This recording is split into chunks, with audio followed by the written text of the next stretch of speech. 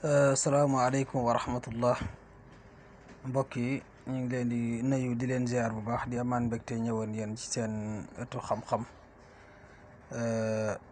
di ñëwaat ak yéen ci secret boo xamante ni secret bu am solo lool muy turu yàlla bii nii nga xamante ni moom mooy yaa Waduudu. waaw mu nekk turu yàlla bu yéeme bu doy waar.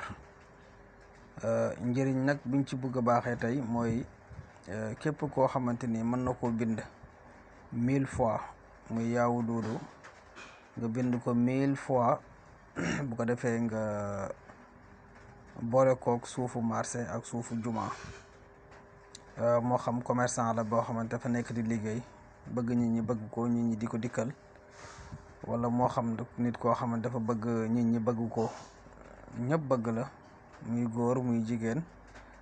bind ko comme niñ la ko waxee ni incha allah rek bu ko defee nga sangoo ko juróom-ñaari fan, nga tàmbali ko bésu dimanche mu jeex bésu samedi incha allahu rabbi. képp koo xamante ni def na ko rek ci kàttanu yàlla incha allahu rabbi nit ñi danañ la bëgg te danañ la jublu bu baax a baax a baax. mu nekk bayre bu am solo lool. waaw ñu amoon mbégte ñëw pour bokk ko ak yéen. mu nekk tur bu yéeme yéeme. waaw loolu daal lañ amoon yéene pour baaxee leen ko incha allahu rabbi. di ñaan yàlla na ci yàlla def barke ci képp koo ko jëfandikoo incha allahu rabbi.